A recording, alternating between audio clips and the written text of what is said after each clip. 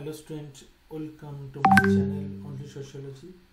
আজকের আলোচনা আমাদের বেসিক্যালি সাজেশন বেসিস আলোচনা হবে। একটা সাজেশন নিয়ে, সাজেশনটা কোন ইউনিভার্সিটির? কল্যাণ ইউনিভার্সিটি এবং বিদ্যাসাগর ইউনিভার্সিটি, সেমিস্টার 1। এবং তাদের জন্য আজকের আলোচনা যারা সোশিওলজি অনার্স নিয়ে পড়ছো কল্যাণ ইউনিভার্সিটির আন্ডারে এবং একই সঙ্গে যারা রয়েছে বিদ্যাসাগর ইউনিভার্সিটির আন্ডারে।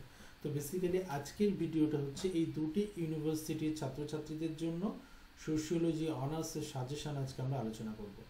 আজকে অনার্সের কোন পেপার সাজেশন আলোচনা করব? সেমিস্টার 1-এর CC1 সেমিস্টার 1-এর এই সাজেশনটা আলোচনা হবে। আচ্ছা, আরেকটা বিষয় বলে রাখি যে আজকের যে আলোচনা হবে সেই আলোচনার যে পিডিএফটা তোমরা পেয়ে যাবে আমাদের অনলি সোশিওলজি যে অ্যাপ রয়েছে সেই অ্যাপে পেয়ে যাবে। যারা অ্যাপ এখনো ডাউনলোড করোনি তারা অবশ্যই অ্যাপটিকে ডাউনলোড করে নাও, ঠিক আছে? অ্যাপটিকে ডাউনলোড করে নাও এবং একই সঙ্গে তোমরা অ্যাপ ডাউনলোড করে নিয়ে সাইন আপ করে নেবে। সাইন আপ করলেই তোমরা এখান থেকে ফ্রি স্টাডি ম্যাট অ্যাভেল করতে পারবে। বেশ কিছু ফ্রি স্টাডি ম্যাট পাবে এবং একই সঙ্গে যারা ভাবছো যে না আমি এই সাজেশন ওয়াইজ স্টাডি মেটেরিয়ালস নিতে চাই, তো তোমরা পেইড স্টাডি ম্যাটও কিন্তু পেয়ে যাবে, যেটা অলরেডি আমাদের অ্যাপে আপলোডেড রয়েছে। তোমরা সেই কোর্সটা কিন্তু বাই করতে পারো। কিভাবে কোর্স বাই করবে তার একটা ভিডিও আমরা লাস্ট ভিডিওতেই দেখিয়েছি, তো সেই ভিডিওটা ফলো করতে পারো। এছাড়াও যদি কোনো সমস্যা হয় তোমাদের স্টাডি ম্যাট নিতে, তার জন্য কিন্তু অবশ্যই ফোন নম্বর দেওয়া রয়েছে। ফোন নম্বর ডেসক্রিপশন বক্সের দেওয়া ফোন নম্বরে তুমি ফোন করে অবশ্যই গাইড পেতে পারো। ওকে, আচ্ছা, কী কী পেপার পাবে? আপাতত দেখো 5টা কোর্স আপলোড হয়েছে, 6টা কোর্স আপলোড হয়েছে, যেখানে সোশিওলজি কল্যাণী এবং বিদ্যাসাগর ইউনিভার্সিটি সেমিস্টার 1-এর অনার্সের একটা পার্ট কিন্তু আপলোড রয়েছে। যেখানে কী কী পাবে? এখানে পাবে CC1 আর CC2 এর ফুল স্টাডি ম্যাট, ঠিক আছে? টোটাল দুটি পেপারের যে সাজেশন আমি দিচ্ছি এই সাজেশন ওয়াইজ স্টাডি মেটেরিয়ালস তুমি পেয়ে যাবে এবং সেখান থেকে কোর্স বাই করে তুমি কিন্তু কোর্স বাই করতে পারো। সেখানে কোর্স বাই করলেই তুমি পিডিএফটা ডাউনলোড করতে পারবে। আবারও বলে রাখি, এটা কিন্তু তোমরা ডাউনলোড করতে পারবে এবং পিডিএফ ফরম্যাটে দেওয়া আছে এবং এটাকে তোমরা ডাউনলোড করে কিন্তু প্রিন্ট করে নিতে পারবে। ওকে, কারণ এখনও আমরা বিশেষ করে অফলাইনে আমরা এটাকে স্টাডি মেটেরিয়ালসটা বাই পোস্টে পাঠানোর ব্যবস্থা এখনও করে উঠতে পারিনি। এটা আমরা আশা করছি ভবিষ্যতে করতে পারবো। চলো দেখে নিই আজকে কি কি আলোচনা হবে তোমাদের সাজেশনের মধ্যে। দেখো, প্রথমত বলি থিঙ্কিং সোশিওলজিটা তোমরা দেখবে, কারণ থিঙ্কিং সোশিওলজির থেকে কিন্তু বিগত বছরগুলোতেও আমরা প্রশ্ন আসতে দেখেছি বিভিন্নভাবে। তো আমি এবছরের জন্য বেসিক্যালি যে প্রশ্নটা টার্গেট করেছি যে এই প্রশ্নটা তোমাদের আসতে পারে, সেটা হচ্ছে থিঙ্কিং সোশিওলজিক্যালি, যেটার বাংলা আমরা বলে থাকি সমাজতাত্ত্বিক চিন্তন বলতে কি বোঝো? তারপর সমাজতত্ত্বের সঙ্গে নৃতত্ত্বের সম্পর্ক। সমাজতত্ত্ব নৃতত্ত্বের সম্পর্কটা খুব ইম্পর্টেন্ট। এখানে সমাজতত্ত্বের আলোচনার বিষয়বস্তু কি দেখতে হবে, নৃতত্ত্বের আলোচনার বিষয়বস্তু কি দেখতে হবে, তারপর তাদের মধ্যে সিমিলারিটি এবং ডিসিমিলারিটিস দিয়ে সম্পর্ক তৈরিটা দেখা যায়।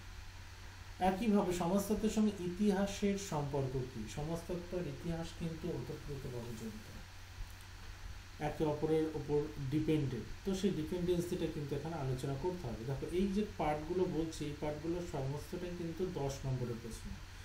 তোমরা জানো আগের সাজেশনগুলোতে যদি তোমরা দেখে থাকো যে আমরা প্রথমে 10 মার্ক আলোচনা করি, দেন 5 মার্কস, দেন আমরা 2 মার্কের কোশ্চেনে যাব। ওকে, 2 মার্কসের কোশ্চেনে যাব। সমাজতত্ত্বের উত্থান সম্পর্কে লেখো, এমার্জেন্স অফ সোশিওলজি, এবং একই সঙ্গে তোমরা নৃতত্ত্বের জায়গাটাও দেখে রেখো। হ্যাঁ, নৃতত্ত্বের যে উত্থান সেটাও কিন্তু দেখতে হবে। তারপর দেখো সামাজিক পরিবর্তন, সোশ্যাল চেঞ্জ কি, সামাজিক পরিবর্তনের কারণগুলো কি, সমাজতত্ত্বের উত্থান সম্পর্কে লেখো। এবার আছে সমাজতত্ত্বের উত্থান। আচ্ছা, সমাজতত্ত্বের উত্থান সম্পর্কে এটা রিপিট হলো। সমাজতত্ত্বের উত্থান আমরা অলরেডি দেখলাম, তো এটা জাস্ট রিপিট হয়েছে, জাস্ট অ্যাভয়েড করো এটাকে। তারপর সামাজিকীকরণ বলতে কি বোঝে? সোশ্যালাইজেশন কিন্তু দেখতে হবে। সোশ্যালাইজেশন খুব গুরুত্বপূর্ণ একটা পার্ট, যে পার্টটা কিন্তু তোমাকে কমপ্লিট করতে হবে। ওকে, এটা গেল সোশ্যালাইজেশনের সঙ্গে দেখো, সোশ্যালাইজেশনের মধ্যে কি দেখবে, সোশ্যালাইজেশনের সঙ্গে যেটা দেখতে হবে যে সোশ্যালাইজেশনের সঙ্গে যেটা দেখতে হবে যে সামাজিকীকরণের মাধ্যমগুলি কি কি। ওকে, সামাজিকীকরণের মাধ্যমটা দেখতে হবে। সামাজিকীকরণের মাধ্যমের মধ্যে কি কি দেখবে, সামাজিকীকরণের প্রত্যেকটা মাধ্যম, ঠিক আছে, সামাজিকীকরণের প্রত্যেকটা মাধ্যম এখানে কিন্তু দেখতে হবে। এবং প্রত্যেকটা মাধ্যমের মধ্যে কি, প্রথম যেটা আছে ফ্যামিলি, এডুকেশনাল ইনস্টিটিউশন, রিলিজিয়ান। ওকে, এই যে সামাজিকীকরণ যে পার্টগুলোর মধ্যে হচ্ছে, পিয়ার গ্রুপ, এগুলোকে আলাদা আলাদাভাবে দেখবে, প্রত্যেকটা থেকে কিন্তু আলাদা আলাদাভাবে কিন্তু প্রশ্ন আসতে পারে। ওকে, তো এই কারণে এই পার্টটা কিন্তু দেখে রাখবে। এরপর আসছি নেক্সট, দেখো নেক্সট আসছি আমরা 5 নম্বরের দিকে একটু ঝুঁকে যাবো। 10 নম্বরের এই কয়েকটা দেখলেই তোমরা আশা করছি কমন পেয়ে যাবে। এরপর 5 মার্কস, 5 মার্কসে কি আছে দেখো, সংস্কৃতির বিলম্বন, কালচারাল ল্যাগ। কালচারাল ল্যাগ বলতে কি বোঝো, দেখো কালচারাল ল্যাগের বেসিক পার্ট দেখতে হবে, এটা আমি 2 নম্বরেও রেখেছি, দেখবে যে 2 মার্কের জন্য কিন্তু এটা গুরুত্বপূর্ণ হতে পারে। তারপর টিকা লেখো, পপুলার কালচার, ফোক কালচার, এই দুটি কিন্তু টিকা আসতে পারে, দেখে রাখতে হবে। সংস্কৃতির বৈশিষ্ট্য, অর্থাৎ সংস্কৃতির খুব বেসিক পার্ট হচ্ছে সংস্কৃতির বৈশিষ্ট্য, ঠিক আছে। তারপর তোমাদের অ্যাসোসিয়েশন আছে, ইনস্টিটিউশন আছে, দুটোই কিন্তু দুটো সংজ্ঞা দেখতে হবে এবং বৈশিষ্ট্য দেখবে। কি কি দেখবে দুটো, অ্যাসোসিয়েশন, অ্যাসোসিয়েশন হচ্ছে যেটা আমরা কি বলছি সংঘ, আরেকটি হচ্ছে প্রতিষ্ঠান। সংঘ আর প্রতিষ্ঠান এই দুটির সংজ্ঞা ও বৈশিষ্ট্য দেখতে হবে। ব্যক্তি সামাজিকীকরণে পরিবারের ভূমিকা, এটা ভেরি ভেরি ভেরি ইম্পর্টেন্ট। যেগুলো আমি স্টার মার্ক দিয়ে রাখছি সেগুলো ভেরি ভেরি ইম্পর্টেন্ট, এগুলো কিন্তু অ্যাভয়েড করা যাবে না। ওকে, প্রতিষ্ঠান বলতে কি বোঝো, এর বৈশিষ্ট্যগুলি কি কি, এটা দেখে রাখতে হবে। প্রতিষ্ঠান বলতে কি বোঝো, সংঘের গুরুত্ব কি, সংঘের গুরুত্ব আলোচনা করো। ব্যক্তি জীবনে গোষ্ঠীর গুরুত্ব আলোচনা করো। দেখো গোষ্ঠী কি, গোষ্ঠীর বৈশিষ্ট্য এবং ব্যক্তি জীবনে গোষ্ঠীর বৈশিষ্ট্যটা দেখতে হবে, হ্যাঁ এই গুরুত্বটা দেখতে হবে। সমাজ কাকে বলে, এর বৈশিষ্ট্য কি, তাহলে সোসাইটি, হোয়াট ইজ সোসাইটি, সোসাইটির যে কনসেপ্ট সোশিওলজিতে সেটা এখানে কিন্তু এলাবোরেট করতে হবে এবং সোসাইটির ক্যারেক্টারিস্টিক্স কি কি আছে সেটাও কিন্তু দেখতে হবে। ওকে, নেক্সট আসছি শর্ট কোশ্চেন। দেখো 5 নম্বর, 10 নম্বর আর 5 নম্বর বলে দিলাম, এই কয়েকটা দেখলেই এনাফ, ঠিক আছে। এবার আসছি শর্ট কোশ্চেন। শর্ট কোশ্চেন, সমাজতত্ত্বের জনক কি, সমাজতাত্ত্বিক চিন্তন কি, চিন্তন হচ্ছে থিঙ্কিং সোশিওলজিক্যালি, থিঙ্কিং সোশিওলজিক্যালি, এটা হচ্ছে সমাজতাত্ত্বিক চিন্তন।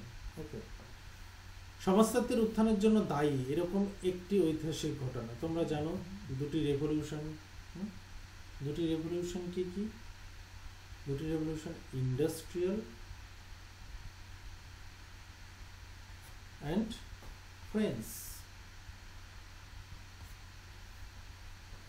প্রাথমিক গোষ্ঠীর একটি উদাহরণ দাও, প্রাথমিক গোষ্ঠীর উদাহরণ দাও। প্রাথমিক গোষ্ঠী কি, প্রথমত গোষ্ঠী কাকে বলে একবার দেখে রাখবে, গোষ্ঠীর সংজ্ঞা।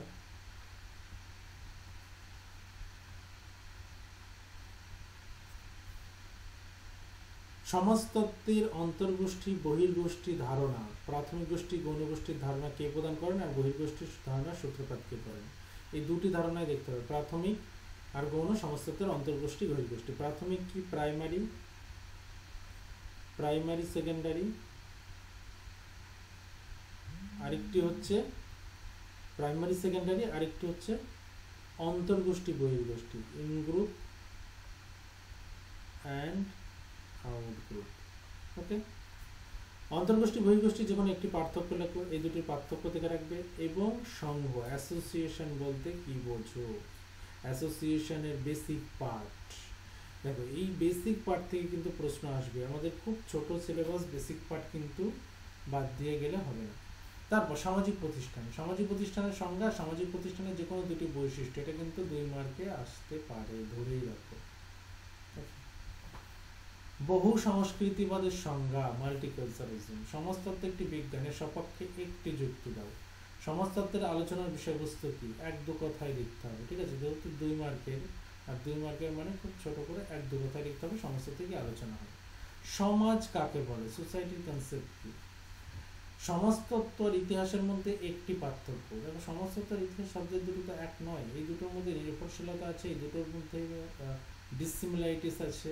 তো এখানে তোমাদের দেখতে হবে সমাজতত্ত্ব আর ইতিহাসের মধ্যে যে কোনো একটি পার্থক্য। সামাজিক নৃতত্ত্ব ও সমাজতত্ত্বের মধ্যে একটি মিল উল্লেখ করো, কারণ সামাজিক নৃতত্ত্ব আর সোশিওলজি এই দুটির মধ্যে কিন্তু অনেক পার্টের একটা মিল আছে, যে কারণে আমরা কি বলি সমাজতাত্ত্বিক সামাজিক নৃতত্ত্ব সমাজতত্ত্বকে যমজ বোন বলে থাকি, কারণ এই দুটি সাবজেক্টের এতটাই মিল যে দুটো সাবজেক্টই একই রকম মনে হতে পারে। তারপর আসছি দেখো মনোবিদ্যার আলোচ্য বিষয় কি, অর্থাৎ সাইকোলজিতে কি আলোচনা হয়। ওকে, এই কয়েকটা পার্ট তোমরা দেখবে। এবং আরও কিছু যেটা তোমরা 2 নম্বরের জন্য দেখতে পারো, সেটা হচ্ছে সম্প্রদায় আর সংঘের মধ্যে পার্থক্য। যদিও সম্প্রদায় নেই, তা আমি দিয়ে দিয়েছি সংঘের সঙ্গে যদি পার্থক্য আসে, বা সংঘ আর অ্যাসোসিয়েশনের বেসিক ডিফারেন্স কি। সামাজিক পরিবর্তন কাকে বলে? সামাজিক পরিবর্তন, সোশ্যাল, এটাকে ইংলিশে কি বলছি, সোশ্যাল চেঞ্জ। চক্রাকার তত্ত্বের তাত্ত্বিকদের নাম লেখো। চক্রাকার তত্ত্ব, এই তত্ত্বের বিভিন্ন তাত্ত্বিকরা আছে, সেই চক্রাকার তত্ত্বের তাত্ত্বিকদের নাম লিখতে হবে। ওকে, সংস্কৃতির সংজ্ঞা, হোয়াট ইজ কালচার, দেখে রাখবে, অবশ্যই দেখে রাখবে what is culture. Okay, what is culture. এবং বস্তুগত সংস্কৃতি, অবস্তুগত। বস্তুগত কি, মেটেরিয়াল, আর অবস্তু হচ্ছে নন মেটেরিয়াল। ওকে, তারপর এসছি সামাজিক পরিবর্তনের দুটি বৈশিষ্ট্য। সামাজিক পরিবর্তন তো দেখলাম, কিন্তু বৈশিষ্ট্যকে কিভাবে চিনবে, বৈশিষ্ট্য দেখতে হবে দুটো। আর সংস্কৃতি বিলম্বনী ধারণাটি কে প্রদান করেছেন? William burn. আর সামাজিক পরিবর্তনের দুটি কারণ লেখো। সামাজিক পরিবর্তনের দুটি কারণ এখানে কিন্তু উল্লেখ করতে হবে। তাহলে দেখো খুব বেসিক জায়গা থেকে আমরা বলে দিলাম কোন কোন পার্টগুলোর উপর ফোকাস করবে। আশা করছি তোমরা এই পার্টগুলোর উপর ফোকাস করে তোমাদের প্রিপারেশন নেবে, এবং সেই প্রিপারেশন, এই পার্টটা যদি ফোকাস করে প্রিপারেশন নাও, তাহলে তোমাদের এক্সাম কিন্তু অবশ্যই ভালো হবে। ওকে, দেখো ভিডিওটি শেষ পর্যন্ত দেখার জন্য তোমাদের সবাইকে অসংখ্য ধন্যবাদ। যারা অ্যাপ ডাউনলোড করনি তারা অ্যাপ ডাউনলোড করে নিতে পারো। ডাউনলোড করে তোমরা ফ্রি স্টাডি ম্যাট পেয়ে যাবে, এবং একই সঙ্গে কোনো কোর্স যদি পারচেস করতে চাও সেক্ষেত্রে তুমি কোর্সও পারচেস করতে পারবে। ওকে, সো আপাতত আজকে এটুকুই, দেখা হচ্ছে নেক্সট ভিডিও CC2 নিয়ে।